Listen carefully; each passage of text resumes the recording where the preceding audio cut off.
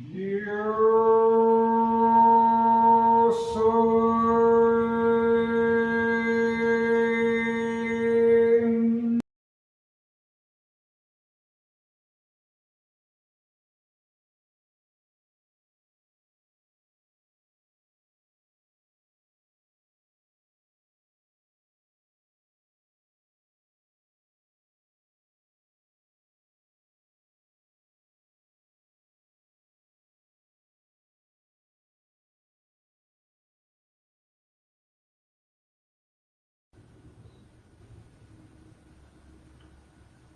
Muy buenas noches.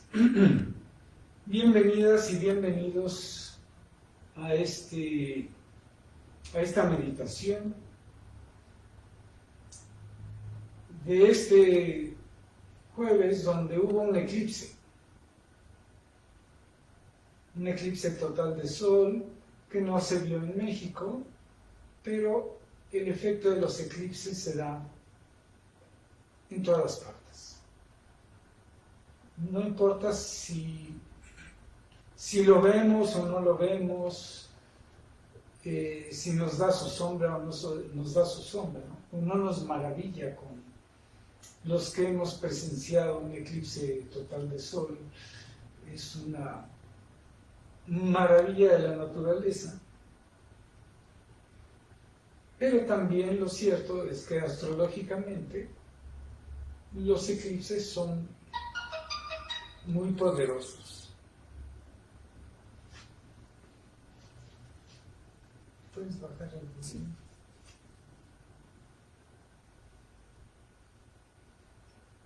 No pasa nada.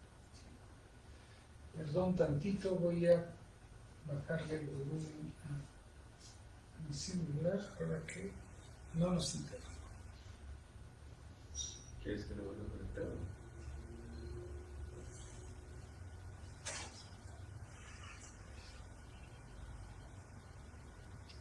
Entonces, no importa si lo vimos o no, de todas maneras,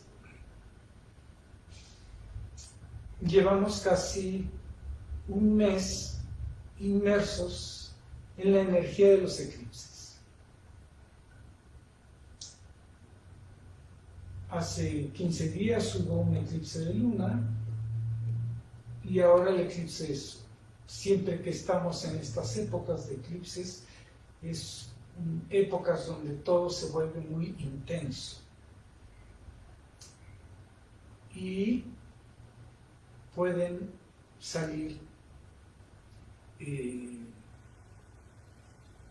eventos nuevos, pueden surgir cosas que hay que trabajar, que hemos dejado pendientes o que no hemos trabajado correctamente, o pueden surgir oportunidades, posibilidades.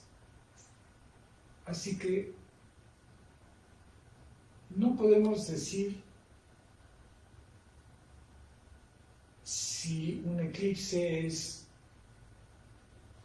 negativo o positivo. Es intenso. No para todas las personas. Solo para las personas que tienen algo cerca de el lugar donde se da el eclipse. Y cuando digo eso es en relación a nuestro mapa de nacimiento. Y siempre y cuando lo que esté cerca sea algo de lo que llamamos personal.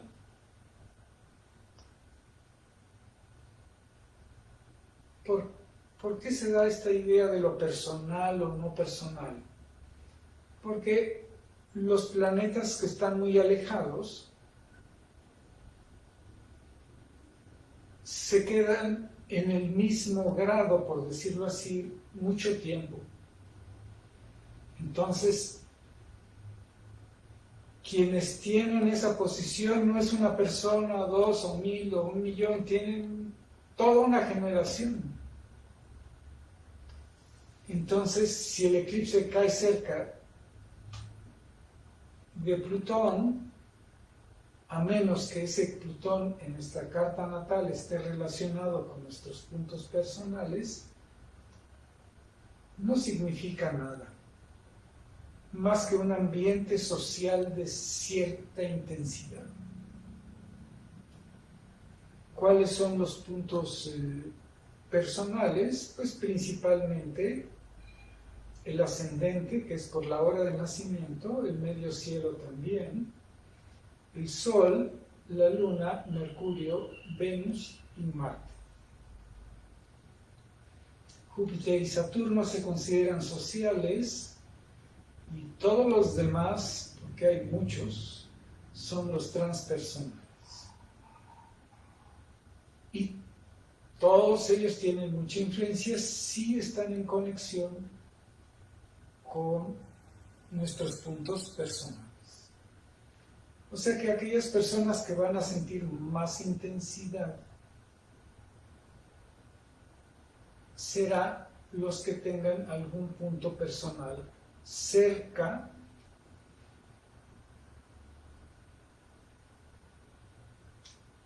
del día de hoy. Eso es que las personas que tengan algo alrededor de 19 grados de Géminis, puede ser un poquito antes o después, pero también su signo opuesto, Sagitario, o los otros dos que están en Cruz, que es Piscis y Virgo, este eclipse les va a tocar con más intensidad. Con el eclipse de Luna fue más o menos a 5 grados de Géminis, Sagitario, y por lo tanto también Piscis, Virgo. Para esas personas será de más intensidad. Pero quiero hacerles otra reflexión. Muchas veces cuando se habla de estos temas, surge la mente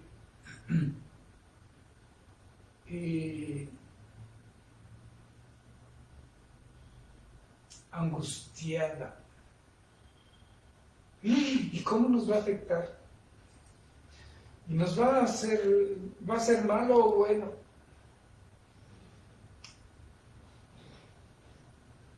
Y siempre hay presagios y hay mucha gente que vive incluso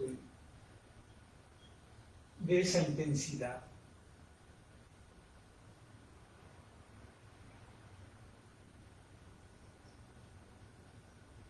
Deberíamos de cultivar otro tipo de cosas. Cultiven la maravilla de esperar ver la intensidad que pasa. Observen su medio ambiente, obsérvense ustedes mismos. ¿Qué impulsos tengo? ¿Qué energías llegan?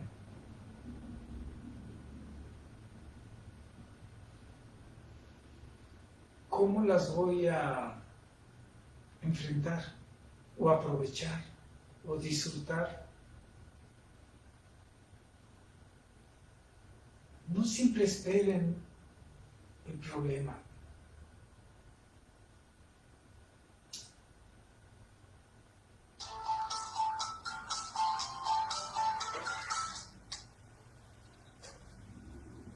Busquen lo maravilloso. Muchos de los efectos de los eclipses o de otros aspectos astrológicos dependen de lo que cultivamos. Les pongo un ejemplo. Hay una parte de la astrología que estudia el mapa natal de una persona, pero puesto sobre el planeta. Supongamos que vamos a ver la línea de todas las latitudes donde se dio el eclipse. Si repasamos en las noticias todos los países sobre los que pasó el eclipse, cada país va a tener circunstancias diferentes. Y eso es porque cada país tiene un proceso interno diferente. Los países que están más equilibrados, que han logrado un equilibrio social, que hay menos extremidades de pobreza y riqueza, pues veremos menos cosas radicales, negativas, y a lo mejor veremos más oportunidades, más cosas positivas. Y si hay algunas negativas, no serán tan tremendas.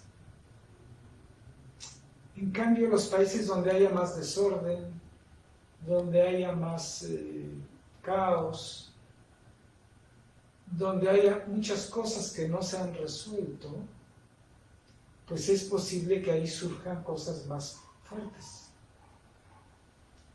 Entonces, más que ocuparte en el desastre, ocúpate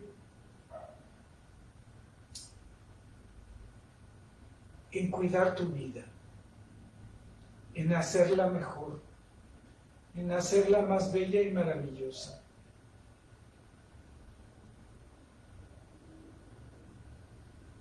Cuida tu cuerpo, cuida tu mente, cuida tu medio ambiente. Puedes estar a la expectativa de cosas que pasen, pero promueve pensamientos y actitudes positivas.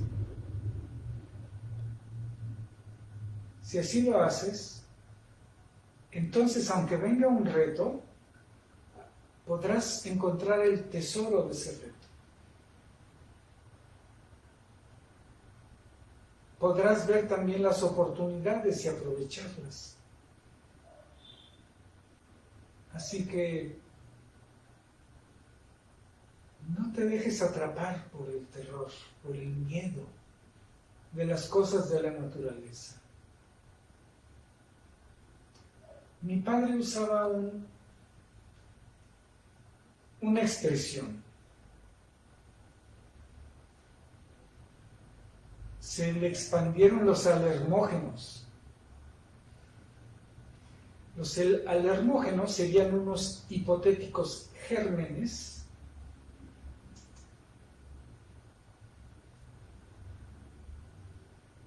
que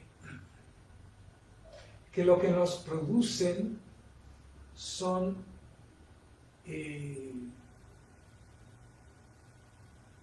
estar angustiados, estar en alarma. Entonces, no produzcan ese tipo de infecciones. Luchen por lo que creen, y estudien, averigüen siempre más cosas. No se pasmen, y no se pasmen por el miedo. En el camino espiritual, una de las cosas con las que hay que luchar más es el miedo. Superar los miedos. Una y otra cosa que pase, hay que enfrentarlas y seguir adelante. Bueno, como estamos hablando de los eclipses, se me ocurrió que le cantemos el día de hoy a Shiva Shakti, la pareja divina, o una de las formas de la pareja divina. Hay muchísimas formas. pero en India una forma muy famosa es Shiva Shakti. ¿Por qué se me ocurrió esto? Porque de alguna manera los eclipses es como este coqueteo entre Shiva y Shakti. Cuando es un eclipse de sol, Shakti se puso enfrente de Shiva y dijo, ahora sí estamos juntitos. Y en luna, en eclipse de luna, la diosa está alejada, pero aunque parezca que no estamos juntos, yo irradio tu luz. Otra deidad muy mexicana, la Virgen de Guadalupe, está parada sobre una luna oscura. Y ella es como un eclipse que esté eclipsando la oscuridad. Es un eclipse al revés. Entonces, regresando a Shiva Shakti, ese es nuestro juego divino. Nos acercamos o nos alejamos. Pero cuando nos alejamos, ¿estamos peleados o simplemente estamos reflejando nuestra luz?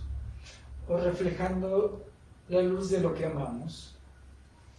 Jugamos a separarnos, jugamos a acercarnos. Ese es el juego divino. Como el sol y la luna. Entonces, mientras cantamos Shiva Shakti,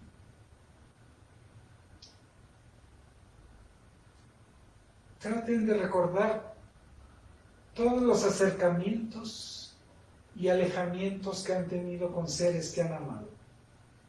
Incluso traten de ver de cuáles de estos procesos son repetitivos con la misma persona. Nos acercamos, nos alejamos, como las lunas. Luna nueva, luna llena. Para que vean que los acercamientos son disfrutables y que muchas veces los alejamientos también. Cerramos nuestros ojos.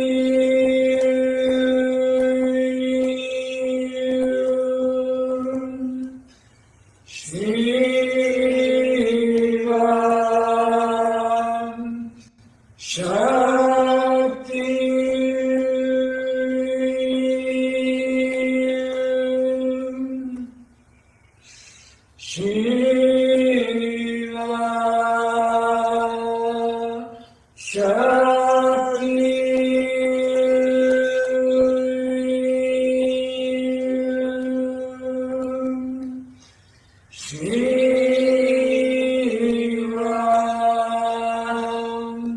Shakti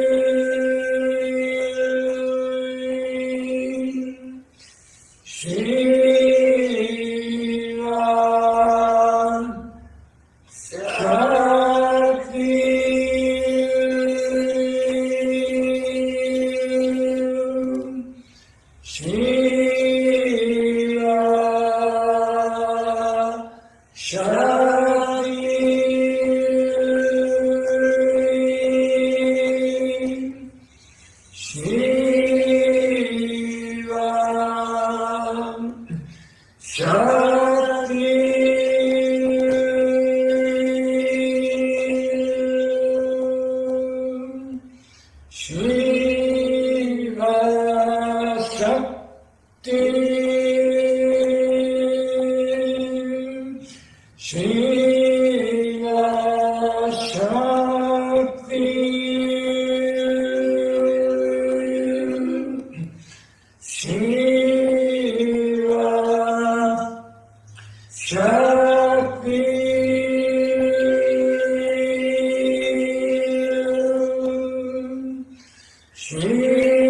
Shiva